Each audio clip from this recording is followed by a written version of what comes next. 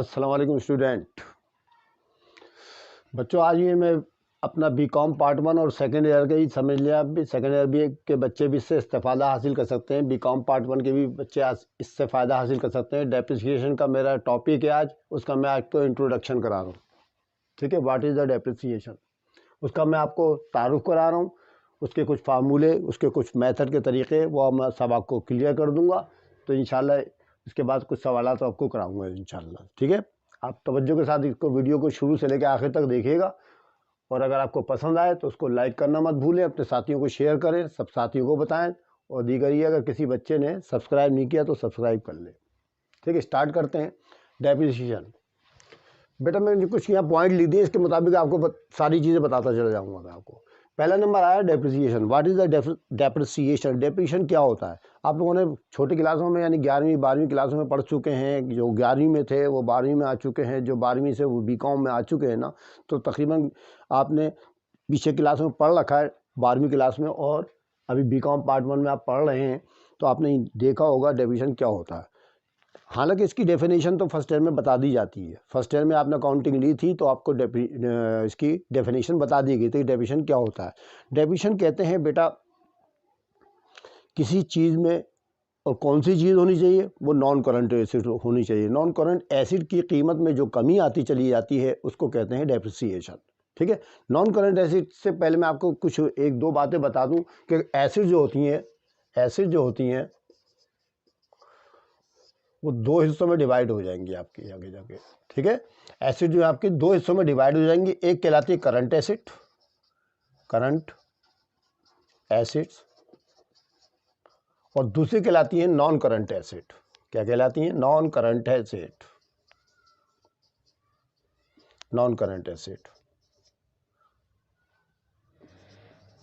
ठीक, non current acid. ये depreciation का हमें क्वेश्चन करना है ना, ये सिर्फ नॉन करंट एसिड के ऊपर करना है आपने। करंट एसिड तो आप जानते हैं, करंट एसिड वो तमाम एसिड्स होती हैं जिनमें तेज़ी के साथ रद्दोबदल, कमी बेशी वगैरह होती रहती है।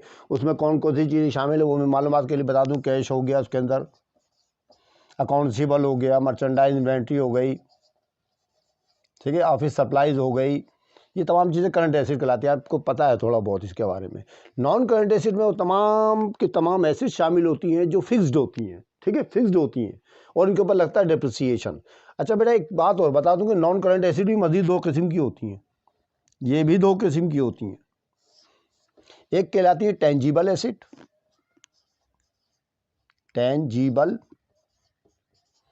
कहलाती है, और दूसरी कहलाती है इंटेंजिबल एसिड।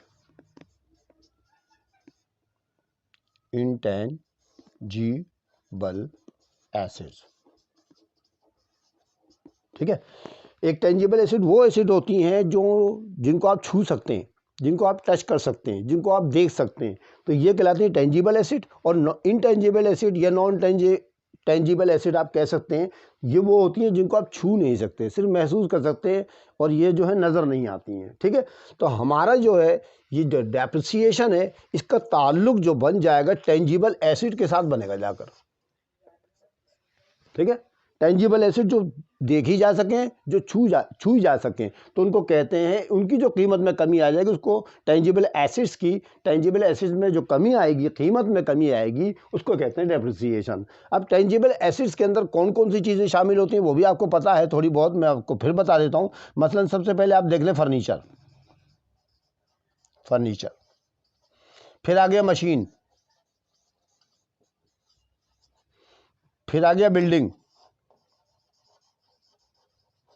ये सब जो है वो तमाम है टेंजिबल एसिड जिन पे डेप्रिसिएशन लगना है। बिल्डिंग आ गया, बिल्डिंग के बाद आप समझ लें, लगा लें इसके अंदर इक्विपमेंट, ऑफिस इक्विपमेंट, जो भी आप समझ जा कहते हैं, ऑफिस इक्विपमेंट जो ऑफिस में इस्तेमाल होती है मशीनरी, उसको ऑफिस इक्विपमेंट कहते हैं। ठीक है, तो चुनाचे डेप्रिसिएशन जो है इन चार चीज़ों में, एक चीज़ बेटा नॉन करंट एसिड में लैंड भी होती है, लेकिन बेटा लैंड जो होती है ना, दरअसल लैंड जो होती है उसके ऊपर डेप्रिसिएशन नहीं लगता है। आप बोलेंगे सर लैंड पे क्यों नहीं लगता, तो मैं उसके लिए एक पहचान बताऊं आपको। देखिए, फर्नीचर कौन बनाता है? सर फर्नीचर तो वो कारपेंटर बनाता है। मशीन कौन बनाता है? सर मैकेनिक्स बनाता है, यानी मैकेनिक के जरिए मशीनें तैयार की जाती हैं। बिल्डिंग कौन तामीर करता है? सर बिल्डिंग भी आदमी तैयार करते हैं, मजदूर मिस्त्री वगैरह। ऑफिस इक्विपमेंट कौन बनाता है? ये भी लोग तैयार करते हैं, कोई साइंसदान, कोई तमाम जितने भी मैकेनिक्स लोग हैं, ठीक है। तो इनको कहते हैं मैन मेड। क्या कहते हैं इनको? Man made. इनको आदमी तैयार करता है, तो इस पे लगेगा डेप्रिसिएशन। जो आदमी, कोई शख्स तैयार करेगा ना कोई चीज़, जो भी किसी किस्म की मशीनरी वगैरह को कुछ भी तैयार करेगा, उसको कहते हैं मैन मेड। अच्छा, अब आपकी बात आ गई लैंड। तो लैंड में देखें बच्चों ज़रा, ये लैंड कौन तैयार करता है? सर लैंड तो किसी ने भी तैयार नहीं करी अल्लाह के सिवा, ये तो कुदरती अतिया है ना, कुदरत ने बयान बनाई ना ज़मीन। तो इसको तो मैन मेड नहीं ले सकता, नहीं, ये तो अल्लाह ताला की अता करदा एक नेमत है हमारी। तो चुनाचे इसके ऊपर डेप्रिसिएशन नहीं लगता, इसकी कीमत तो दिन ब दिन बढ़ती है, इसकी कीमत दिन ब दिन बढ़ती है, इस पर डेप्रिसिएशन नहीं लगता। ये बात आपके नोट में आ गई, ठीक है। अच्छा, ये भी हो गया हमारा, ये काम हो गया। मैंने आपको जो बात बताई थी डेप्रिसिएशन के बारे में, आपको बता दिया मैन मेड, ठीक है, उनके ऊपर लगता है जो इंसान खुद तैयार करता है, ठीक है, मैन मेड करता है, यानी आदमी के जरिए तैयार किया, तो उनके ऊपर जो भी अशिया होंगी उनके ऊपर डेप्रिसिएशन लगता है। अब हमारी कुछ मिसाल दे दूँ मैं आपकी डेप्रिसिएशन की। एक आप फ़र्ज़ किया आप एक मोबाइल ख़रीदते हैं, ठीक है, उसकी वैल्यू है 25,000। आप मोबाइल ख़रीद के ले आते हैं, ब्रांड न्यू ब्रांड यानी 0 मीटर। फिर आप उसको यूज़ करते हैं, 1 साल हो जाता है। 1 साल के बाद आपका उससे दिल भर जाता है। आप जो है शॉपकीपर पर जाते हैं और उससे बोलते हैं भाई हमें ये वाला मोबाइल ले लें आप और दूसरा दे दें, ठीक है, दूसरा मोबाइल चाहिए मुझे, एक्सचेंज कर दें इसको, ठीक है। वो दूसरा वाला मोबाइल भी दिखाता है आपको, मतलब आप एक चूज़ भी कर लेते हैं। अब उसके बाद क्या होता है, आप अपना मोबाइल उसके हाथ में दे देते हैं, वो देखता है उलट पुलट के, सर ये तो 3,000 का लूँगा मैं आपसे। अरे ये आप क्या कह रहे हैं सर? देखे मेरे पास रसीद है, ये रसीद दिखा दी, ये तो मैं 25,000 रुपये का ले गया था पिछले साल, अब आप 3,000 का ले रहे हैं सिर्फ ये। तो बोलेगा सर आप ये भी तो देखें ना, डेट भी तो गुजर गई ना, आपने 1 साल यूज़ भी तो कर लिया। अब देखें इसके ऊपर स्क्रेच भी पड़े हुए, 1-2 दफ़ा शायद ये गिरा भी है कि स्क्रीन पे भी कुछ स्क्रेच नज़र आ रहे हैं हमें। आपने शायद इसको ओपन भी करवाया, इसको खुलवाया था, इसको कुछ सही वही भी करवाया। तो ये मैं 25,000 का थोड़ी लूँगा आपसे कोई, ये तो भाई 3,000 का भी मैं आपसे ज़्यादा ले रहा हूँ। इसका तो मॉडल भी ख़त्म हो चुका है, अब तो हो सकता है मेरे सर ना लग जाएगी कहीं। अगर आपको 3,000 देना है तो ठीक है, नहीं तो भाई आप नए वाले मोबाइल की वैल्यू दे दें, मुझे प्राइस दे दें, कॉस्ट जो भी कितने की कीमत है इसकी, तो भाई हमें 3,000 का देना पड़ेगा। तो आप एक बात नोट करें, आपने 25,000 की कॉस्ट करी थी ना उसकी, ठीक है ना, उसको ख़रीदा था और दे रहे हैं 3,000 का, तो कितना लॉस हो गया आपको? 22,000 रुपये का। ये 22,000 जो है डेप्रिसिएशन कहलाएगा आपके लिए, ठीक है ना। वो जो कीमत में कमी आई है यूज़ करने की वजह से, उसको कहते हैं डेप्रिसिएशन। कीमत में दिन ब दिन कमी आती चली जाती है, मशीनरी की, फर्नीचर की, इक्विपमेंट की, इनकी कीमत में दिन ब दिन कमी आती चली जाती है, क्योंकि आप इसको यूज़ कर रहे हैं, ठीक है ना।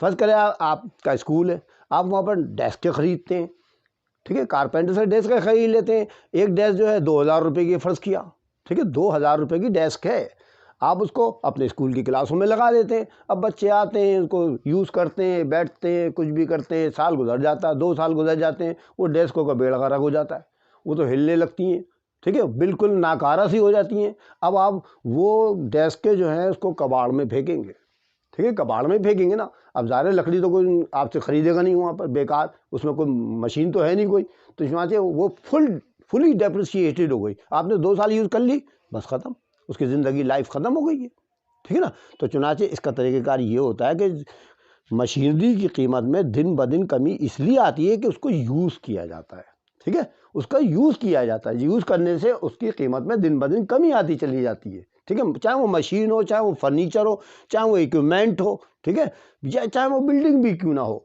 ठीक है, बिल्डिंग भी आप देखते हैं कि दिन ब दिन कीमत में कमी आती चली जाती है। अब आप एक सवाल मुझसे पूछेंगे, सर बिल्डिंग की तो कीमत में कमी नहीं आती है, हमने पिछले साल जो है एक बिल्डिंग 5 लाख में ख़रीदी थी, अब वो 15 लाख की बिक रही है। सर वो बेटा वो 15 लाख की बिल्डिंग तो बिल्डिंग नहीं बिक रही, वो ज़मीन बिक रही है। वैल्यू ऑफ द लैंड बढ़ी है, बिल्डिंग की कीमत नहीं बढ़ी है। बिल्डिंग की कीमत तो डिक्रीज़ होती है दिन ब दिन, उस पर डेप्रिसिएशन लगता है, ठीक है। तो ज़मीन की कीमत तो बढ़ती है, उस ज़मीन की कीमत के बढ़ने की वजह से आपको ऐसा महसूस हो रहा है जैसे बिल्डिंग की कीमत बढ़ रही है। तो बिल्डिंग की कीमत तो दिन ब दिन होती है भाई। आप देखें ना, कोई भी ब्रिज बनाने हो, किसी जगह पर आपने कोई पुल तैयार करना हो, ठीक है, कोई अंडरपास बनाना हो, बड़े बड़े मंसूबे हैं। ये तो आप देखते हैं इंजीनियर उनके लिए पूरी पैमाइश करता है और ये बता देता है कि भाई कितने साल ये पुल, ये बिल्डिंग, ये फ्लैट्स, ये कितने साल चलेंगे। उसके मुताबिक में माल डाला जाता है उसके अंदर। तो चुनाचे अगर 50 साल की उसकी ज़िंदगी है, अगर 25 साल गुजर चुके हैं, पुराना हो चुका है, तो आप देख लेंगे उस पुल का हाल क्या हो जाएगा। ठीक है, यूज़ हो गया ना वो, तो उसकी कीमत दिन ब दिन कम हुई होती चली जा रही है। एक मुद्दत आएगी कि उसको ख़त्म कर दिया जाएगा, नया पुल बनाया जाएगा उसकी जगह पर। तो बेटा ये जितनी भी चीज़ें मैंने आपको पीछे लिख के दिखाई थी ना, वो सब की सब टेंजिबल एसेट्स थी। उनकी कीमत में दिन ब दिन कमी आती है, उस कीमत में कमी को डेप्रिसिएशन कहते हैं। ठीक है, डेप्रिसिएशन। अब हमारा अगला टॉपिक आ गया अमोर्टाइजेशन। अमोर्टाइजेशन, अमोर्टाइजेशन, ये भी डेप्रिसिएशन है, ये भी कीमत में कमी का एक मसला है। ये टाइप समझ लें आप डेप्रिसिएशन की, या उसी जैसी कोई दूसरी चीज़ समझ लें। अमोर्टाइजेशन, अभी मैंने आपको बताया डेप्रिसिएशन सिर्फ और सिर्फ टेंजिबल एसेट के ऊपर लगता है। अमोर्टाइजेशन आपको इनटेंजिबल एसेट के ऊपर लगेगा। इनटेंजिबल एसेट में मैंने आपको बताया नहीं था, अब मैं बता रहा हूँ। इनटेंजिबल एसेट्स में होती है गुडविल, ठीक है, पैटेंट्स। अभी आप जाके बीकॉम पार्ट 2 के अंदर सब पढ़ेंगे ये, ठीक है। पैटेंट्स, डिफेक्ट, ट्रेडमार्क, ये सब के सब बेटा ये जो क्या है, ये है इनटेंजिबल एसेट। इनटेंजिबल एसेट की वैल्यू में दिन ब दिन कमी आती चली जाती है, तो वो कमी कहलाती है अमोर्टाइजेशन। ठीक है, ये कीमत में कमी अमोर्टाइजेशन कहलाती है। और ये कहलाती है, ये किस पे लगती है, इनटेंजिबल एसेट्स के ऊपर। ठीक है, ये बात हो गई। अब तीसरे नंबर पे आते हैं हम, डेप्लीशन, DEPLETION, डेप्लीशन। देखिए डेप्रिसिएशन से मिलता जुलता लफ्ज़ है डेप्लीशन है। ये क्या होता है भाई? डेप्लीशन दरअसल किन चीज़ों की कीमत में कमी आती है? अब आप जानते हैं ना बेटा, मैन मेड तो आपको मैंने बता दिया, जो चीज़ें इंसान तैयार करता है। इंटेंजिबल एसेट के बारे में भी बता दिया मैंने, वो नज़र नहीं आती। अब एक तीसरी चीज़ है कि एक होती है नेचुरल रिसोर्सेज, कुदरती अतिये, मसलन फॉरेस्ट यानी जंगलात, मसलन तेल के कुएँ, मसलन जितनी भी मिनरल्स यानी मादनियात ज़मीन से निकल रही, वो कोयला, सोना, चांदी, ये सब की सब अल्लाह ताला ने पैदा कर रखी हैं इंसान के फ़ायदे के लिए। तो चुनाचे डेप्लीशन कहते हैं उन चीज़ों में कमी होने को। मतलब आप देख रहे हैं ना कि आप देख रहे हैं कि गैस में दिन ब दिन पाकिस्तान में कमी होती चली जा रही है, वो उस पर डेप्लीशन लग रहा है। वो जो ज़खायर हैं उनकी, उनमें कमी आती चली जा रही है, ज़खायरों में कमी आती चली जा रही है, जिसकी वजह से load shedding of the gas हो रही है।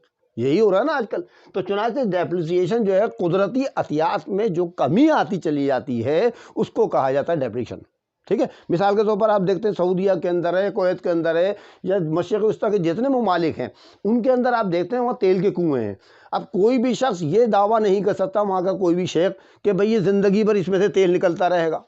ठीक है, आप उसमें तेल निकालते रहेंगे तो एक दिन आएगा, सूख जाएगा, ख़त्म हो जाएगा। ठीक है ना। तो वो जो कीमत में कमी आ रही है ना उसकी, उसको कहते हैं डेप्लीशन। कुदरती हथियार जो अल्लाह ताला ने हमको दे रखे हैं उनको हम यूज़ करते हैं, तो यूज़ करने की वजह से जो कमी आती है उसको डेप्लीशन कहा जाता है। ठीक है ना, डेप्लीशन कहा जाता है। तो डेप्लीशन भी मैंने आपको करा दिया, डेप्रीशिएशन भी कर समझा दिया आपको, और तीसरा अमोर्टाइजेशन भी करा दिया। ठीक है, तीन आप लेक्चर ज़रा गौर से दोबारा रिपीट करके सुन लीजिएगा, इंशाल्लाह आपकी समझ में सारा आ जाएगा। तो अच्छा, अगला पॉइंट हम आ गए सैल्वेज वैल्यू। देखें जी, salvage value, what is the salvage value, ये देखना पड़ेगा हमको क्या है भाई। सैल्वेज वैल्यू, सैल्वेज वैल्यू, इसका दूसरा नाम होता है स्क्रैप वैल्यू। क्या नाम होता है इसका? Scrap value. तीसरा नाम होता है इसका रेजिजुअल वैल्यू। तीनों नामों से आता है बच्चों ये, इनमें से कोई सा भी नाम आए मायने एक ही होंगे। ठीक है, ये तीनों के मायने एक ही होंगे भी। Salvage value, scrap value and residual value. अच्छा जी, अब अभी मैंने पीछे आपको एक एग्जांपल दी थी कि जैसे मिसाल के तौर पर आप मोबाइल ख़रीद के लेके आए थे 25,000 रुपये का, ठीक है, 25,000 रुपये का ख़रीद के लेके आए थे। आपने जब मोबाइल लिया तो उससे पूछा दुकान वाले से कि इसकी गारंटी क्या है भाई, इसकी वारंटी तो दो। तो उसने बोला उसने फ़र्ज़ किया, उसने बोला कि सर ये 1 साल चलेगा, सिर्फ सर ये 1 साल चलेगा। हाँ, तो हमने बोला चलें 1 साल चल जाएगा। जब ये 1 साल चल जाएगा तो बताइए कि ये कितने का वापस लोगे, तुम कितने का बिकेगा ये। तो उसने बोला अगर आप इसको 1 साल सही तरीके से चला लेंगे तो इसकी वैल्यू जो होगी बाकी 1 साल के बाद वो सर 5,000 की होगी सिर्फ। अभी 25,000 का है ना, ये 1 साल के यूज़ करने के बाद कि वैल्यू जो 5,000 में आसानी से बिक जाएगा आपका ये, ठीक है ना। अच्छा जी, 5,000 का बिक जाएगा, यानी कि जब हम यूज़ कर लेंगे उसकी पूरी लाइफ टाइम पास हो जाएगा उसका, तो वो कहलाएगा जो मतलब ये 5,000 का तो बिक ही जाएगा। एक बात ये हो गई। अब एक और मिसाल सुने, आप लेते हैं एक डिफ्रीज़र, ठीक है, डिफ्रीज़र वाले से बोलते हैं भाई कितने का है, वो बोलता है 50,000 का है। तो आप उससे बोलते हैं कि भाई आप ये जो है डिफ्रीज़र जो दे रहे हैं मुझे, इसकी वारंटी क्या है। उसने बोला भाई 5 साल की गारंटी है इसकी, कंप्रेसर की मैं 5 साल की आपको वारंटी दे रहा हूँ, फ़र्ज़ किया, ठीक है, 5 साल की। तो आपने लिया कितने का बेटा वो, सर लिया है 50,000 का। कितने का लिया है, लिख के भी दिखा दूँ मैं आपको, 50,000 का, 50,000 रुपये का आपने लिया, ठीक है ना। अच्छा, जब 50,000 का ले लिया तो फिर उससे पूछा कि भाई वारंटी कितने साल की है। उसने बोला इतने साल की, 5 साल की है। तो वो हो जाएगी आपकी लाइफ 5 ईयर, वो आपकी वो उसकी ज़िंदगी हो जाएगी उस मशीन की 5 ईयर, ये लाइफ आ गई आपकी। ये सब फार्मूले में इस्तेमाल होंगे, इसलिए मैं आपको बता दे रहा हूँ, ठीक है। कॉस्ट आ गई है और ये आ गई लाइफ।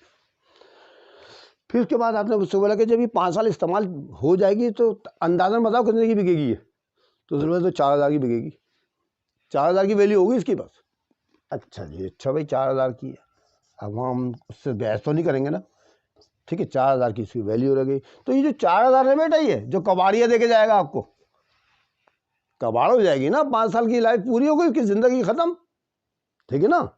जब लाइफ पूरी हो जाएगी वो तो कबाड़ हो जाएगी एक तरह से। अगर चल भी रही है कोई बात नहीं, चला लें आप जितने साल चलाना है, लेकिन उसकी वैल्यू जो है ना 4,000 रुपये की रह जाएगी आपकी, ठीक है, 4,000 की। इसको कहते हैं स्क्रैप वैल्यू, सैल्वेज वैल्यू या फिर रेजिड्यूल वैल्यू, जो इंजीनियर बता देता शुरू में कि भाई 5 साल की ज़िंदगी गुजारने के बाद की लाइफ 5 ईयर्स है या 10 ईयर्स है, उसके बाद जो बिकेगी ना ये इतने की बिकेगी, ठीक है। एक बात याद भी समझो, इसको कहते हैं सैलरी वैल्यू, यानी कि लाइफ टाइम पूरा करने के बाद कोई मशीन, कोई बिल्डिंग, कोई फर्नीचर, कोई भी चीज़ हो तो चुनाचे उसकी जो वैल्यू होगी लाइफ टाइम पूरा करने के बाद उसको कहते हैं सैल्वेज वैल्यू, स्क्रैप वैल्यू या रेजिड्यूल वैल्यू। ये भी इस फार्मूले में इस्तेमाल होगी। इन तीनों में से कोई सा भी नाम आपके पास आ जाए, ये आपने सैल्वेज वैल्यू के तौर पर लिखना है, ठीक है। ये काम हो गया जी हमारा। अच्छा स्टूडेंट, आपको डेप्रिसिएशन मालूम करना है। तो डेप्रिसिएशन कोई मशीन, कोई मोबाइल, कोई मोटरसाइकिल, कोई कार आपके पास होगी जब भी तो करेंगे ना। और कार या कोई सी भी मशीन आपके पास जब होगी जब उसको आप कास्ट करेंगे। पहले कास्ट करना, पहले मतलब परचेज़ करेंगे, ठीक है, परचेज़ करेंगे तो आपके पास जो चीज़ होगी उसका हम डेप्रिसिएशन मालूम करेंगे ना।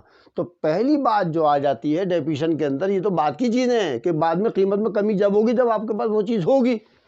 जब वो चीज़ आपके पास होगी नहीं तो डेप्रिसिएशन मालूम करने का फ़ायदा क्या, ठीक है ना।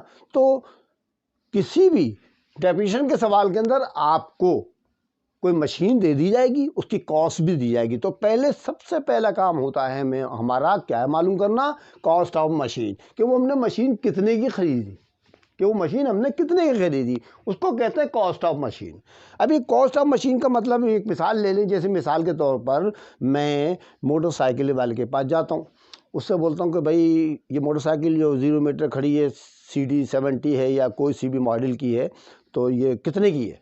उसने बोला सर ये जो भी यहाँ खड़ी हुई है ना हमारी गाड़ी है, ये सब ये जो है इसकी कीमत 70,000 रुपया सर। मैंने बोला ठीक है भाई 70,000 रुपये की, कुछ कम कर लो। उसने बोला नहीं 70, ये तो पूरी फिक्स कीमत है इसकी। चले भाई 70,000 रुपये की, ठीक है। आप घर जाते हैं, 70,000 रुपये लेके आ जाते हैं जेब में डाल के, और उसको 70,000 रुपये देते हैं, तो बोलता 70,000 गिन लेता, बोलता 10,000 रुपये और दे। अरे भी तो आपने 70,000 की बताई थी सर, आपने तो मोटरसाइकिल की कीमत पूछी थी, अभी इसकी रजिस्ट्रेशन करानी है सर, आपके नाम नहीं करानी है क्या? ले भाई, ऊपरी खर्चा भी चढ़ गया, अब ये ऊपर का खर्चा भी हो गया, फैक्ट्री ओवरहेड चढ़ गया भाई हम पर, तो ठीक है। तो चुनाची ऊपर का भी खर्चा भी तो उसमें ऐड करना पड़ेगा ना भाई। आप बगैर नाम के, बगैर नंबर प्लेट के गाड़ी घुमाएंगे तो आपको तो पकड़ लेंगे, ठीक है ना, सार्जेंट टाइप के लोग। तो चुनाची आपको तो अपने नाम करना पड़ेगी गाड़ी। अगर कोई छीन भी ले थे, नंबर प्लेट तो होगी नहीं, गई गाड़ी आपके हाथ से, आप तो क्लेम भी नहीं कर सकते कुछ। तो भाई तुम उससे बोला कि भाई 10,000 रुपये आप रजिस्ट्रेशन करें, ये बता दें हमें पूरी तरह से कि और कितने पैसे लेके आने। तो उसने बोला सर देखें, आप 70,000 रुपये की तो इसकी प्राइस है, ठीक है, लिस्ट प्राइस है इसकी, नंबर दो इसके ऊपर रजिस्ट्रेशन के 10,000 रुपये लगेंगे। अगर आप इंश्योरेंस कराना चाहते हैं 5,000 और दें, इंश्योरेंस कराना चाहते हैं 5,000 और देगा। ले भाई उसने, अच्छा और कुछ नहीं, बस काफ़ी है, क्योंकि वो जो टैक्सेस वगैरह वो हमने 10,000 उसके अंदर में मिला लिए हैं आपसे, तो 15,000 का और खर्चा है, 15,000 रुपये निकाले। लो जी, उनको 75,000 रुपये देने पड़ेंगे, सॉरी 70,000 की गाड़ी, 15 वो देंगे, तो कितने हो गए? 70 और 15 85 की हमें गाड़ी पड़ी, तो उसको कहते हैं कॉस्ट ऑफ मशीन, ठीक है, उसको कहते हैं कॉस्ट ऑफ मशीन। यानी क्या मतलब, आपने गाड़ी ली और उसके ऊपर मज़ीद जो एक्सपेंसेस हो रहे थे वो भी पेमेंट किए, तो उसको कहते हैं, क्या नाम है, कॉस्ट ऑफ मशीन, ठीक है। कोई भी शे ले लें, आप कंप्यूटर ले लें, कंप्यूटर लेने के लिए जाएँ मार्केट के अंदर, तो कंप्यूटर से पूछा भाई हाँ भाई ये कौन सा नए मॉडल का कंप्यूटर है, ये यार कितने का दे रहे हो तुम? उसने बोला ये 20,000 रुपये का सेट है ये, ठीक है, 20,000 का। अच्छा भाई 20,000 का सेट है, लो दे दो, 20,000 रुपये का ले लिया आपने, ठीक है, 20,000 रुपये का लिया। अब उसको किसी चीज़ पे भी तो लाना ना, फर्ज किया कंप्यूटर नहीं है, कोई बड़ी मशीन है जो आप मोटरसाइकिल पे तो ला नहीं सकते, ठीक है, किसी गाड़ी में रख के लाएंगे ना, गाड़ी का किराया भी देना पड़ेगा आपको। नंबर 2, इंश्योरेंस अगर करवानी है तो इंश्योरेंस के पैसे भी देने पड़ेंगे आपको, ठीक है ना। अगर बाहर से आपने कोई चीज़ मंगवाई है वो मशीन, तो उसकी इम्पोर्ट ड्यूटी भी अदा करनी पड़ेगी आपको, ठीक है। तो ये सारे अखराजात जो जमा करने के बाद जो चीज़ आती है उसको कहते हैं कॉस्ट ऑफ मशीन, ठीक है, कॉस्ट ऑफ मशीन कहा जाता है इसको। अब मैं इसका आपको लिखवाने लगा फार्मूला, तो आप ये फार्मूले के मुताबिक काम कर लीजिएगा, इंशाल्लाह आपका सारे सवाल ऐसे होंगे। कॉस्ट ऑफ मशीन मालूम करनी है तो सबसे पहले लिस्ट प्राइस होती है, मैं आपको लिस्ट प्राइस, ठीक है, फर्स्ट क्या लिस्ट प्राइस है, ये लेस कर देंगे इसके अंदर से ट्रेड डिस्काउंट,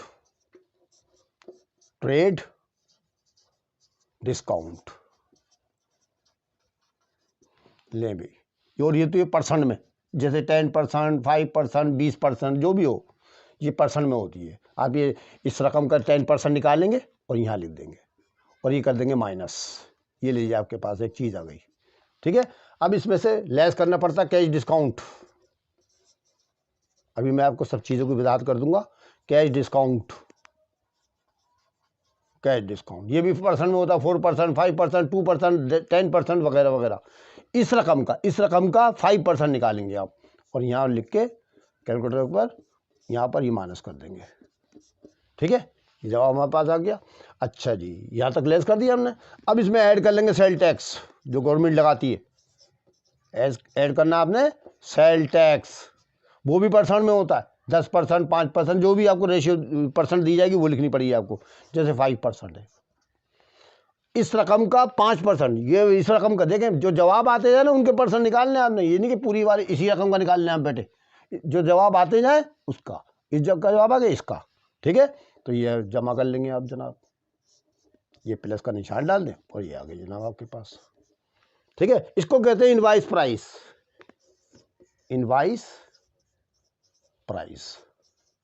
इस पे बनेगी रसीद आपकी, ये दुकान वाला आपसे पैसे लेगा, ठीक है, अभी मैं वजाहत कर दूंगा इनकी सबकी। अच्छा, फिर उसके बाद क्या होगा, ऐड करना है इसके अंदर ऊपर के खर्च अखराजात, ऐड करना है expenditure.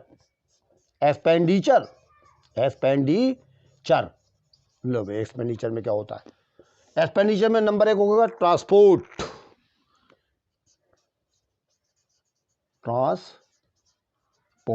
Number 2 import duty, number 3 हो जाएगी आपकी insurance in transit,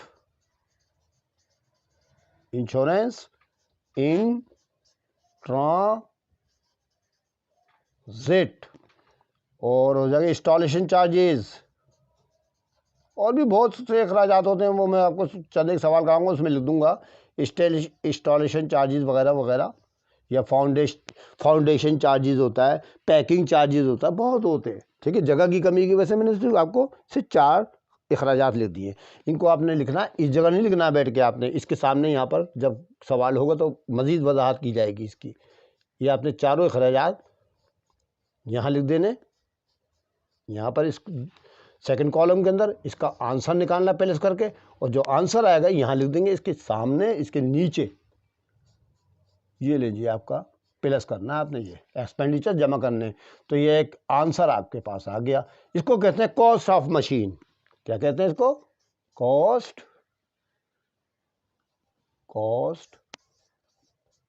of machine. अब आगे से मैं ये कॉस्ट ऑफ मशीन का फॉर्म, इसकी एक्सप्लेनेशन सुन लें। देखिए बेटा, लिस्ट प्राइस होती है, आप इम्तियाज़ गए होंगे, आप मेट्रो गए होंगे, बड़े बड़े शॉपिंग सेंटर जाते रहते हैं आप, तो वहाँ पर मशीनें भी होती हैं, हर तरह का सामान होता है, तो वहाँ पर एक उसके ऊपर कीमत की चिट लगी होती है, वो कहलाती है लिस्ट प्राइस। ठीक है, वो लिस्ट प्राइस कहलाती है। वो जो चिट लगी हुई है ना, कीमत लिखी हुई है, चाहे आप एलईडी को देख लें, चाहे आप कंप्यूटर देख लें, उन पर अपना कीमत लिखी होती है, कोने पे यहाँ पर लिखी होती सारी, ये कार्ड लगा होता है उनके साथ, तो लिस्ट प्राइस वो कहलाती है। आपने एक मशीन लेनी है, लिस्ट प्राइस के ऊपर लिखी हुई है, आप गए, आप उससे कहते हैं भाई हमने ये मशीन लेनी है, इसकी लिस्ट प्राइस इतनी है, कुछ डिस्काउंट कितना होगा हमारा? वो कहता कि भाई हम तो ट्रेड डिस्काउंट आपका 10% करेंगे। मिसाल के ऊपर 1 लाख रुपए की मशीन है, 10,000 रुपये कम दे दीजिए आप, 10,000 रुपये कम करेंगे आपके। वो तो हम सबके साथ ही करते हैं, ट्रेड डिस्काउंट तो सबके साथ किया जाता है, ट्रेड डिस्काउंट सबके साथ किया जाएगा, याद रखिएगा। ट्रेड डिस्काउंट लेस कर देंगे भाई, तो 1 लाख में से 10,000 निकाल देंगे, 90,000 बचेंगे हमारे। अब हमसे बोलेंगे अब कि भाई हम तो कैश पेमेंट करेंगे आपको, एक टर्म है 2/10 एंड 30 वगैरह आपने पढ़ रखी होगी, हम तो कैश डिस्काउंट दियो हमें। तो बोलेगा ठीक है, अगर आप कैश के अंदर पेमेंट कर रहे हैं हमारी, तो 5% डिस्काउंट और ले लें। आप 5% डिस्काउंट और ले भाई, ये 90,000 का 5% निकालेंगे, जो भी आएगा ये लिख देंगे, उस मान करके ये जवाब आ गया आपके पास, ये हो गया। उसके बाद वो बोलेगा भाई ये इतनी रकम आ गई, जैसे मिसाल का 85,000 आ गई, ठीक है, 85,000 आ गई। अब 85,000 का 5% सेल टैक्स दे, हमें सेल टैक्स देना पड़ेगा आपको, ये गवर्नमेंट को जाएगा। तो भाई 85,000 का सेल टैक्स यहाँ लिख के ये जमा कर लेंगे। फर्ज किया 1 लाख की पड़ गई, फर्ज किया 1 लाख की, सब चीज़ में फर्जी कर रहा हूँ, 1 लाख की पड़ गई। ठीक है, ये कहलाएगी हमारी इनवाइस प्राइस, वो बनाएगा उसके ऊपर रसीद। ठीक है, पक्की रसीद बना के देगा आपको, 1 लाख रुपए की फर्ज किया।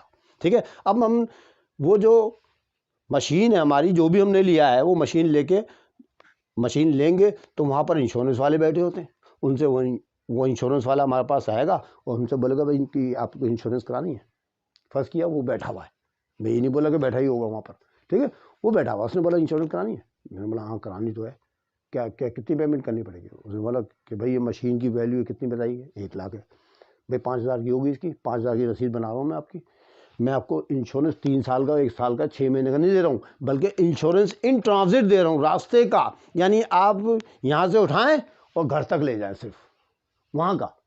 ठीक है, उसका इंश्योरेंस 5,000 रुपये पेमेंट करें, लो भाई 5,000 उसको दे दिए हमने। ठीक है ना, और जिस गाड़ी के ऊपर लाद के लेके आए तो उसको ट्रांसपोर्ट वाले को भी फर्ज किया, 5,000 रुपये दे दिए, ये लिख दिए 5,000 ये हो गए। ठीक है, इंस्टॉलेशन चार्जेस का मतलब क्या है? इंस्टॉलेशन चार्जेस का मतलब ये कि अगर उसमें कोई ऐसी तुक है, जिस तरह कंप्यूटर में इंस्टॉलेशन कराई जाती है या मशीनों में इंस्टॉलेशन कराई जाती है, तो उसके लिए हमें एक बंदा लाना पड़ेगा, वो हमको इंस्टॉल करके देगा, तो वगैरह वगैरह, उसने भी 5,000 हमसे ले लिए।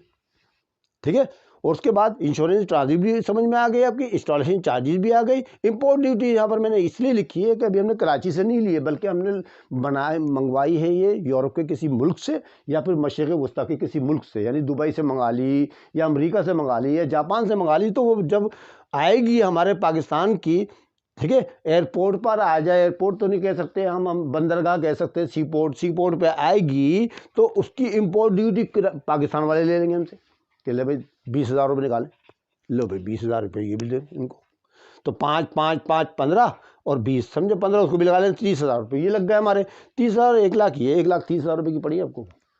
आप ये नहीं कहेंगे हमें 1 लाख रुपये की पड़ी है, ये नहीं, ये सारे अखराजात ऐड करें इसके अंदर, तो इसको कहा जाएगा 1,30,000 रुपये कॉस्ट ऑफ मशीन। ये मैंने पूरी तरह आपको समझा दिया, ठीक है। अब इसकी जनरेटिव भी पास करने को आता है, देखिए मैंने लिख दिया अभी रिकॉर्ड ऑफ द मशीन का। अब जनरेटिव बनाने का तरीका तो आप बच्चों को आता ही है, डेट बनाइए, इसमें एक्सप्लेनेशन लिखिए, ये रिकॉर्ड ऑफ मशीन कर रहे हैं आप, पर cost of machine, posting reference, debit credit. First किया आपने जनवरी की फर्स्ट को खरीदी है, जनवरी 1 2022, जो भी सनो फर्जी सब लिख दें। अब ये लिखेंगे मशीन डेबिट, क्या बनाएंगे इसकी, मशीन डेबिट और cash credit to record purchase of machine. आपने एक मशीन परचेज करी। अच्छा बेटा, ये रिकॉर्डिंग जो है ना आपकी जर्नल में 2 तरीक़ों से हो सकती है। एक तो ये कि टोटल कास्ट लिख दें आप, या एक ये कि इनवाइस प्राइस की कीमत अलग और एक्सपेंडिचर की कीमत अलग भी ले सकते हैं, मर्जी है आपकी, कैसे भी करें आप। तो मैं अलग अलग वाला तरीका बता देता हूँ। ये मशीन डेबिट कैश क्रेडिट में आपको ये 1,00,000 रुपये लिख देंगे पड़ेंगे। फर्स्ट किया ये वाली इनवाइस प्राइस वाली कीमत, ये लीजिए 1,00,000 रुपये ले लिया मैंने। और नंबर 2 में इसी में ही मशीन डेबिट, ये मशीन ही के खराजात होंगे ना, expenditure, machine debit cash credit, फिर लिखें आप मशीन डेबिट कैश क्रेडिट। अब ये 20,000 फर्ज किया या जो भी रकम आई थी वो लिख दें आप यहाँ पर, ये एक्सपेंडिचर के थे और ऊपर जो है हमारे इनवाइस प्राइस वाले। आप चाहें तो इन दोनों को जनरेटिव तो एक जैसी है ना, 1,20,000 रुपये total machine debit cash credit, मर्जी आपको 2 बनाए या 1 बनाए। यहाँ लिखेंगे payment of various expenditure, payment of various expenditure, ये हो गया, ये record of the machine, purchase of machine हो गई आपकी। अच्छा स्टूडेंट, अभी हमारे डेफिनेशन मालूम करेंगे, मेथडों के नाम लिखने हैं आपने, ठीक है। डेफिनेशन मालूम करने के लिए जो मेथड इस्तेमाल करते हैं वो मैं आपके सामने लिख के दिखा रहा हूँ। नंबर 1 हो गया straight line method, straight line method, ठीक है। स्ट्रेट लाइन मेथड का फार्मूला आप नोट कर लें। एनुअल डेप्रिसिएशन, एनुअल माने सालाना होता है, एनुअल डेप्रिसिएशन बराबर है कॉस्ट माइनस सैलरीज वैल्यू या स्क्रैप वैल्यू अपॉन लाइफ या वर्किंग लाइफ लिखते हैं हम, वर्किंग लाइफ। ये हो गया हमारा पहला फार्मूला, ठीक है। स्ट्रेट लाइन मेथड में आप जब मालूम कर लेंगे ना तो हर साल का एक जैसा आएगा, ठीक है। स्ट्रेट लाइन इसको इसीलिए कहा जाता है कि इसमें सीधा एक जैसा आता है। इस साल एक साल का ये जैसे 20,000 रुपये एक साल का गया, ये भी आएगा 20,000 ये 5 साल का 1,00,000 बन जाएगा खुद ही, ठीक है। तो स्ट्रेट लाइन मेथड पहला आ गया हमारा। अब सेकंड का नाम है बच्चों डिमिनिशिंग बैलेंस मेथड या रेड्यूसिंग बैलेंस मेथड भी कहा जाता है इसको, रेड्यूसिंग बैलेंस मेथड या डिमिनिशिंग बैलेंस मेथड भी कहा जाता है। इसमें आपको कोई फार्मूला अप्लाई नहीं करना है। इसमें आपको क्या करना पड़ेगा, कॉस्ट आपको गिवन होगी, कॉस्ट गिवन होगी आपको, ठीक है। फर्स्ट जितनी भी, उसमें रेट ऑफ डेप्रिसिएशन देंगे आपको परसेंट में, वो रेट ऑफ डेप्रिसिएशन, इसमें आपको रेट दे दिया जाएगा, उसकी मदद से आपने मालूम करना। मिसाल के तौर पर फर्स्ट किया 20% दे दे, वो 15% दे दे, इसके लिहाज से आपने उसका डेप्रिसिएशन मालूम करना है। फार्मूला का क्या हो जाएगा कि डेप्रिसिएशन बराबर है cost multiply by rate of depreciation, ये है इसका फार्मूला, ठीक है। अब देखना वर्किंग आवर मेथड आ गया। इसमें क्या तरीका होगा, इसमें आपको जो है इसकी लाइफ जो होगी आवर्स में दी जाएगी, ईयर्स में नहीं दी जाएगी, आवर्स में दी जाएगी। मिसाल के तौर पर 5,000 घंटे, 10,000 घंटे, 12,000 घंटे इसकी मशीन की लाइफ है, ठीक है। उसमें आपको घंटों में दी जाएगी। तो आपने क्या करना पड़ता है, इसके अंदर पहले पर आवर रेट मालूम करना पड़ता है। तो पर आवर रेट का फार्मूला क्या होगा, यहाँ पर आप मालूम करेंगे कि per hour rate is equal to cost लिखेंगे आप जो आपने पीछे मालूम करी है, और सैलरीज वैल्यू के बारे में मैं पहले आपको बता चुका हूँ कि सवाल में गिवन होगी। ये ले जी, cost minus salvage value upon total hours, total hours जो आपको ज़िंदगी दी होगी इसकी पूरी घंटों में, आवर्स में, वो आपने कर देना है। तो उससे क्या होगा, आपको 1 घंटे का रेट पता चल जाएगा, फिर हम उसकी मदद से आगे मजीद मालूम कर सकते हैं। चौथे मेथड का आपका नाम है, चौथा नंबर लिख दिया मैंने, unit production method. Unit production method, जैसा कि नाम से जाहिर हो रहा है, यूनिट, एक यूनिट का रेट मालूम करना पड़ेगा। इस यूनिट प्रोडक्शन मेथड का दूसरा नाम भी होता है आउटपुट मेथड, वो भी मैं आपको लिख देता हूँ ताकि कभी आए तो यही मेथड मुराद माना जाएगा, आउटपुट मेथड। ठीक है, इसका दूसरा नाम होता है आउटपुट मेथड। तो चुनांचे यूनिट प्रोडक्शन के अंदर हम क्या करते हैं, इसके अंदर आपको किसी भी मशीन या किसी भी शय की आपको टोटल यूनिट दे दी जाएंगी कि ये मशीन जो है 10,000 यूनिट चलेगी या 7,000 यूनिट चलेगी या 8,000 यूनिट चलेगी वगैरह वगैरह। तो उससे हम 1 यूनिट का रेट मालूम कर लेंगे। 1 यूनिट का रेट मालूम करने के बाद अगले सालों को जितने जितने यूनिट चलती जाएगी उससे मल्टीप्लाई करके जवाब निकालते जाएंगे। तो चुनांचे जब हम सवाल करेंगे जवाब की वजाहत होगी। अभी तो फिलहाल फार्मूला मैं आपको करा रहा हूँ, तो यहाँ लिखेंगे पर यूनिट रेट निकालना पड़ेगा हमें इसके अंदर, बराबर है cost minus salvage value upon total units. Total units आपको नीचे लिखने पड़ेंगे, टोटल यूनिट्स, इसकी मदद से आप मालूम करेंगे। ये फार्मूला सैलवेज वैल्यू अगर सब आपको बता चुका हूँ पहले मैं। ठीक है, मेथड का नाम है बेटा, 5वां मेथड है ये, सम ऑफ एयर डिजिट मेथड। ये कभी कभी आ जाता है लेकिन आपको इल्म तो होना चाहिए ना। सम ऑफ एयर डिजिट मेथड, ये वाला जो मेथड है आपका बीकॉम में तो आता ही आता रहता है, फर्स्ट सेकेंड ईयर में कभी कभी आ जाता है ये। ठीक है, सम ऑफ एयर डिजिट मेथड। अब ये किस तरह का कार्य होता है, इसमें आपको कॉस्ट दी जाएगी। ठीक है, कॉस्ट दी जाएगी, सैलरी वैल्यू दी जाएगी। ठीक है, एक बात याद रखिएगा, एक चीज़ ये नोट कर लीजिएगा, डेप्रिशिएबल कॉस्ट किसे कहते हैं। ठीक है, कॉस्ट में से अगर आप सैलरी वैल्यू निकालते हैं ना, मैंने आपको पीछे फार्मूला बताया, कॉस्ट में से अगर आप सैलरी वैल्यू निकाल देंगे तो उसको कहते हैं डेप्रिशिएबल कॉस्ट। क्या कहते हैं उसको, मैं यहाँ लिख के दिखा देता हूँ आपको, डेप्रिशिएबल कॉस्ट कहते हैं उसको। ठीक है, तो कॉस्ट में से आपने सैलरी वैल्यू निकालना है पहले, तो वो आपकी डेप्रिशिएबल कॉस्ट आ जाएगी। फिर लाइफ आपको फर्स्ट किया 5 साल दे रखी है, अब उसके हम फ्रैक्शन बनाएंगे, 5 + 4 + 3 + 2 + 1, 5 4 9 3 12 2 14 15, 15 इसका टोटल आ रहा है। तो हम इसके इस तरह मालूम करेंगे, 5/15 कॉमा 4/15, इस तरह से हमने इसका डेफिनेशन मालूम करना। जब सवाल कराएंगे तो आपको वजाहत की जाएगी इसके बारे में, 3/15। अगर आप ये वाला फ्रैक्शन का फार्मूला नहीं लगा चाहते तो अगर फ्रैक्शन ही मालूम करने का फार्मूला एक और होता है, n ज़रब n + 1, n + 1, n ज़रब n + 1 upon 2। तो आप क्या करेंगे, n की जगह तो लिख देंगे कितनी ज़िंदगी इसकी, 5 ईयर लिख दी हमने, ज़रब n की जगह 5 लिख दें, 5 में 1 जमा कर ले कितना होगा, 6 हो गया, बटा 2 आ गया, 2 एकम 2, 2 3 6 कट रहा है, तो 3 5 15 जब भी आएगा आपका यही वाला। ठीक है, तो फिलहाल तो मैं आपको सिर्फ फार्मूलों की पहचान करा रहा हूँ, इंशाल्लाह जब सवाल कराएंगे तो बता देंगे आपको। ये हो गया हमारा सम ऑफ एयर डिजिट मेथड। बच्चों, जब आप डेफिनेशन किसी भी मेथड से, जो मैंने आपको 5 मेथड बताए अभी, उनमें किसी भी तरीके से आप डेफिनेशन मालूम करेंगे तो उसके बारे में एक रिक्वायरमेंट आती है कि इसकी एडजस्टिंग एंड क्लोजिंग एंट्री बना के दिखाइए।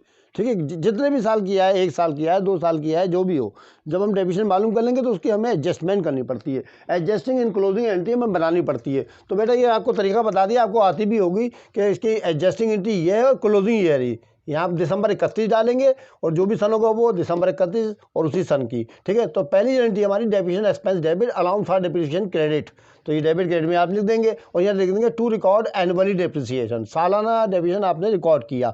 अब उसको क्लोज करना है ना, हमें क्लोजिंग करनी है, तो इसके लिए एंट्री होती है हमारी इनकम समरी डेबिट, ये डेप्रिसिएशन एक्सपेंस डेबिट था ना, क्रेडिट कर देंगे, तो ये इसकी क्लोजिंग एंट्री आ जाएगी income summary debit depreciation expense credit, रकम यही वाली लिखी जाएगी जो इसमें लिखी थी अपने। ठीक है, और यहाँ लिख देंगे to close depreciation expenses account. आगे समझ में, अगर एडजस्टिंग एंड क्लोजिंग चाहे जितने भी साल की मालूम करने का, ये तो हमारी 1 साल की हो गई, अगर मजीद 2 साल की है, 3 साल की है, आगे बढ़ती चली जाएगी, रकमें एक जैसी आएंगी दोनों के अंदर, याद रखिएगा। ठीक है, एंट्री भी फिक्स यही रहेगी, उसमें कोई चेंजिंग नहीं होगी। इसको कहते हैं एडजस्टिंग एंट्री और इसको कहते हैं क्लोजिंग एंट्री। ठीक है, ये इसके बारे में हो गया। अच्छा बच्चों, अभी कहाँ तक बात पहुँची थी, पीछे मैंने एडजस्टिंग क्लोजिंग वगैरह सब बना बदूल दी। ठीक है, अब हुआ ये कि उसकी लाइफ फर्स्ट किया, 5 साल की ज़िंदगी थी उसकी मशीन की। अब हमने क्या किया, 2 साल इस्तेमाल करके उसको एक्सचेंज करवाने के हिसाब किताब में जा रहे हैं हमने करना है उसको एक्सचेंज। हमने करना उसको अदली बदली, उर्दू में कहेंगे उसको। तो हम दुकान वाले से बात करते हैं, उससे बोलते हैं कि भाई ये मशीन ले लें आप, दूसरी नई वाली दे दें। तो ज़ाहिर नई वाली मशीन की कीमत हो सकता है ज़्यादा भी हो सकता है कम भी हो, कुछ भी हो सकती है, मैं अभी आपको मिसाल के ज़रिए समझाऊंगा, ठीक है। तो आप पुरानी वाली मशीन उसको देते हैं, उससे बोलते हैं कि भाई पुरानी वाली मशीन कितने की लोगे तुम, तो उससे वो अपना हिसाब किताब बता देता है। सब मैं मिसाल के ज़रिए बताता हूँ भी आपको। वो हिसाब किताब बता देता है और साथ में वो बोलता है भाई इतने पैसे और दे दें, नई मशीन ले जाएँ आप। जिस तरह मैंने अभी मोबाइल के सिलसिले में आपसे कहा था कि आप 25,000 रुपये का मोबाइल जो था ख़रीदा था आपने पहले, अब ले कितने का रहा 2 साल के बाद 3,000 का, तो आपको पैसे भी तो देने पड़ेंगे। 22 अगर फंस गया 25,000 का नया वाला भी है, अगर 30,000 का आप नया वाला ले रहे हैं तो 30,000 में से 3,000 माइनस करके 27,000 आपको देने पड़ेंगे, कैश पेमेंट करनी पड़ेगी आपको। तो वो तमाम सूरत हाल जो एक्सचेंज करने के मामले में आती है ना, वो मैं आपको यहाँ पर बताना चाहता हूँ। और ये बीकॉम में लाजमी तौर पर आती है, याद रखिएगा। ये बीकॉम वाला काम मैं आपके सामने कर रहा हूँ, सेकेंड ईयर में तो नहीं आती है खैर, लेकिन बीकॉम में तो ये आपको काम करना है। जो मैंने पीछे तक करा है वो सेकेंड ईयर में आता है सबका सब काम, और बीकॉम में भी आता है, लेकिन ये वाला काम तो ओनली फॉर बीकॉम है। तो आप अच्छी तरह देख। अच्छा जी, सबसे पहले कैलकुलेशन करनी पड़ेगी आपको लॉस और गेन और एक्सचेंज, यानी आपने कुछ भी चेंज कराया है उसके लिए लॉस या गेन कैसे मालूम करते हैं। देखिए जी, मैंने इसके अंदर एक मिसाल दी है। मशीन फंस गया आपको, ओल्ड वाली थी 2 लाख रुपए की, फंस गया, कंप्यूटर ही लगा लें आप, ठीक है, मशीन या कंप्यूटर या मोबाइल कुछ भी लगा लें आप, ठीक है। तो मशीन आपके ओल्ड वाली थी 2 लाख रुपए की, ठीक है, आपने उसको चलाया, 1 लाख रुपये उसके ऊपर फंस गया, डेबिशन लग गया, ठीक है। 1 लाख रुपये उसके ऊपर डेबिशन आपने पीछे मालूम कर चुके हैं पहले ही, याद मैंने तरीके बता दिए, 5 मेथड बताएं, उसकी मदद से पता ही चला कि 1 लाख रुपये डेबिशन लग गया हमारा, ठीक है। 1 लाख रुपये हम उसमें से माइनस कर देंगे, तो 2 लाख में से 1 लाख रुपये निकालेंगे तो कितने बाकी बच गए, ये 1 लाख। ये कहलाती है बुक वैल्यू, इसको कहते हैं बुक वैल्यू, ठीक है। अब हम इसमें से लेस करेंगे trade in allowance. What is the trade in allowance? मैंने अभी आपको मोबाइल की मिसाल बताई थी ना कि 25,000 का आपने मैंने ख़रीदा था, जब मैं वापस कर रहा हूँ तो कितने का ले रहा है भाई, वो 3,000 का। तो 3,000 ट्रेड इन अलाउंस कहलाएगा वो, यानी वो जो दुकानदार है या शॉपकीपर है या जो भी है मालिक है, जो जितने पैसे पुरानी चीज़ के लगा रहा है ना, उसको कहते हैं ट्रेड इन अलाउंस। तो ट्रेड इन अलाउंस ने बोला 80,000 रुपया है, यानी माल था हमारा 1 लाख रुपए का। देखिए बुक वैल्यू का मतलब हमारी वैल्यू जो है ना, हमारी जो मशीन है वो 1 लाख रुपए की है, लेकिन वो दे रहा 80,000 रुपये में उसके। तो इसका मतलब बताए लॉस हुआ फ़ायदा हुआ? भाई देखे ना, 1 लाख का हमारा 80,000 में ले रहा है हमसे वो, तो इसका मतलब में तो लॉस हो गया। 1 लाख में से 80,000 निकालेंगे तो 20,000 बाकी बचे। तो देखो ट्रेड इन लॉस मैंने यहाँ माइनस किया, तो ये लिखेंगे लॉस ऑन एक्सचेंज। यहाँ तक एक बात आ गई, ठीक है, एक बात पक्की हो गई यहाँ तक, ये लॉस के बारे में पता चल गया। तो इसके लिए आप ये कैलकुलेशन ज़रा ध्यान नशीन करिएगा, राइट कर लीजिएगा, अपने पास नोट कर लें, याद कर लें इसको। हर सवाल में आपने ऐसे ही करना है कि मशीन ओल्ड की कीमत लिखनी है पहले आपने, लेस करना है एक्यूमुलेटेड डेप्रिसिएशन जो आपने लग चुका है अभी तक का, वो माइनस कर देंगे तो ये बुक वैल्यू बचेगी आपकी। लेस करना ट्रेड इन अलाउंस 80,000 रुपया, तो आपका लॉस हो गया एक्सचेंज करने पर 20,000 रुपये का लॉस हो गया। अब 20,000 का तो लॉस हो गया, आपको कैलकुलेशन फॉर कैश पेमेंट भी तो करनी पड़ेगी। वो मशीन जो आप नई वाली ले रहे हैं, तो यहाँ की कैलकुलेशन क्या होगी कि नई मशीन की कॉस्ट थी 3 लाख रुपया, वो जो ले रहे हैं पुरानी वाली की 2 लाख थी, इसकी 3 लाख रुपया है। तो 3 लाख रुपये नई मशीन लिखेंगे, उसमें से लेस कर देंगे ट्रेड इन अलाउंस, यही वाली रकम देखिए 80,000, यही वाली रकम 3,000 रुपये माइनस करेंगे आप। तो 3 लाख में से 80,000 निकालें, 2,20,000 रुपये आपको पेमेंट करनी पड़ेगी कैश में, ठीक है। 2 कैलकुलेशन आपको करनी पड़ेंगी, यानी अगर आपने एक्सचेंज करनी हो या सेल भी करनी हो, वो बाद में जब सवाल आएगा बता दिया जाएगा। तो मतलब बताना कि ये तो हो गया लॉस का। फर्ज किया अगर गेन आ जाए, फ़ायदा आ जाए आपका, तो क्या होगा, देखिए 2 लाख रुपये ये 1 लाख रुपये माइनस करेंगे, 1 लाख बचा। अब वो जो पुरानी मशीन था उसने बोला कि वो हमने अच्छी खासी टिप टॉप में रखी हुई थी, ख़राब नहीं करी थी ज़्यादा, तो उसने देख दाख के बोला यार ऐसा करते हैं, इसकी कीमत 1,10,000 ले लें हम। उसको तो नहीं पता मेरे पास कितना डिविशन लगा, तो उसके 1,10,000 दे रहा है मुझे। अब यहाँ 1,10,000 रुपये लिखेंगे, 1 लाख का माल 1,10,000 में जा रहा है, तो 10,000 रुपये यहाँ बचेंगे ना बेटा, वो कहलाएगा गेन ऑन एक्सचेंज। यहाँ लफ्ज़ बदल जाएगा आपका, बस गेन ऑन एक्सचेंज कहलाएगा, पक्का, ठीक है। गेन ऑन एक्सचेंज हो गया। अब मशीन बाकी ये वाला काम वही रहेगा, यहाँ गेन पता चल जाएगा, मैं यहाँ लॉस और गेन का पता चल जाता है। कैश पेमेंट तो आपको हर सूरत में करनी है। अब ज़ाहिर ये वाली रकम यहाँ पर भी आ जाएगी, तो फैसला कैश पेमेंट तो करनी है आपने। अब इनकी गारंटी की बात करते हैं, यहाँ कोने पे देख लिया आप, साइड में आ जाए, मशीन न्यू डेबिट 3 लाख, ये रही यहाँ। अलाउंस फॉर डेबिशन पुरानी मशीन का डेबिट 1 लाख रुपये, देखिए इसका ये मैंने एक्यूमुलेटिव डेबिशन 1 लाख की लिखा है। एक्यूमुलेटिव डेप्रिसिएशन भी कहते हैं इसको बेटा, हाँ, अलाउंस फॉर डेबिशन को, ये 1 लाख रुपया है। Loss on exchange, loss on exchange 20,000 ये आ गया। ठीक है, अगर गेन हो तो क्रेडिट होगा, याद रखिए, गेन ऑन एक्सचेंज हो तो क्रेडिट लिखना है आपने, याद रखिएगा। मशीन ओल्ड क्रेडिट, ये आ गई आपकी पुरानी मशीन। साथ में कैश क्रेडिट 2,20,000, ये आ गया आपका 2,20,000। तो मैंने पूरी तरह आपको सवाल को सॉल्व करके दिखा दिया आपको कि जर्नलिटी कैसे पास की जाती है। अगर गेन, बस फर्क क्या है, गेन अगर होगा तो क्रेडिट में यहाँ पर आपको लिखना पड़ेगा, ये यहाँ के यहाँ से आएगा, ये ध्यान में रखना आपने। तो मैंने आपको सारी की सारी रिकॉर्डिंग और डिस्पोजल भी करना बता दी, पेमेंट ऑफ कैश भी बता दिया, लॉस और गेन भी बता दिया। तकरीबन थोड़ा पूरी तरह आपको टोटली इंट्रोडक्शन देने की पूरी कोशिश करी है। इंशाल्लाह अगले जब मैं वीडियो में आपके सामने हाजिर हूँगा तो एक आध सवाल कराऊंगा आपको इंशाल्लाह, फिर आपकी समझ में सब चीज़ें आती चली जाएंगी। ठीक है, इंशाल्लाह अगली वीडियो में फिर आपसे मुलाकात।